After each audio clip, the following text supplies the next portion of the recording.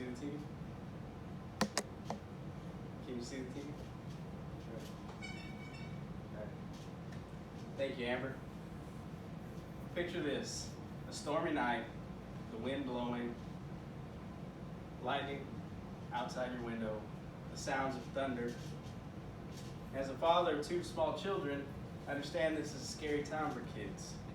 But unfortunately, in the world that we live in today, the storm that brews outside the home fails in comparison to the storm that brews inside the home. School is the only place some kids feel safe, the only time some kids get to eat, the only time that some kids feel like someone cares. Now the one place that kids feel safe has been stripped away because of COVID-19. Because of this global pandemic, it has shut down schools all around the world and has impacted our kids the most. Now stuck at home in these abusive environments, our parents and kids not allowed to leave a home because the nationwide or the global stay-at-home orders. This is only a recipe for disaster. Faculty and board members of Tyler Junior College, I want to talk to you about an organization that is doing everything they can to help prevent child abuse. And on October 1975, Henry Kemp, he assembled a group of people, 20 volunteers from around the world in Bellagio, Italy. The main purpose of this meeting was to find a solution to predict and prevent child abuse. The conference was birthed an organization called the ISPCAN, the International Society for Prevention of Child Abuse and Neglect. Now the name is big, but their reach is also big around the world. Kemp was the first president, and his main purpose and mission statement was to promote opportunities, facilitate facilities and organizations around the world that would enable children in every nation to help develop them physically, mentally, socially, and promote and protect children from every nation. Now the ISPCAN is a society of professionals working in fields of medicine, fields of law, government, mental health, and public health.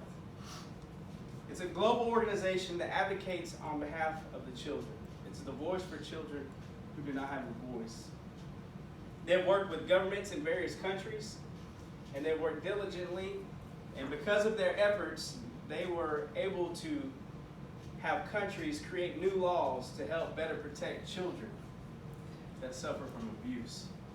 Now with the global pandemic of COVID-19 that we all are facing today, there's been growing concerns with the increase of abuse in our homes.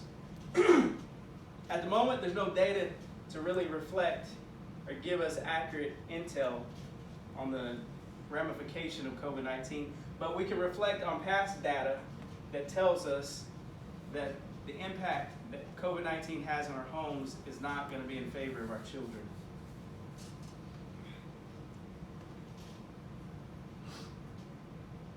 Most child abuse cases are reported in schools, churches, and after-school programs, and with everything shut down, the children no longer have a voice. Parents have been at home more because of the stay-at-home orders, and has only increased the potential of a rise in abuse. The ISPCAN has gone above and beyond during this pandemic to do everything they can to stop and prevent child abuse. They have hosted webinars, and they are doing everything they can to educate the leaders around the world on how to prevent and protect our children during this unique time that we live in. They're educating those that work on the front lines. According to the WHO organization, there are over 1,000 members that serve in the ISPCAN. Change groups. And in a 2019 annual report, the ISPCAN was in over 80 countries, and now, currently, we are serving in 200 countries around the world.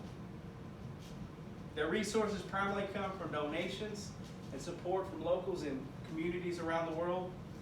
And so it's hard to predict what their budget is from year to year, but that is why it's important that we get involved in any way we can. It takes everyone doing our part to help prevent child abuse around the world. The topic of abuse is a real problem in our world. 1 billion children suffer from child abuse annually. 1 billion. Let that sink in. It takes everyone doing their part in every way that they can. So please consider partnering with ISPCAN as they continue to do their work to help every child in every nation. And I'd like to introduce Gavin Tosher, and he's going to talk about his charity of CASA for kids of East Texas.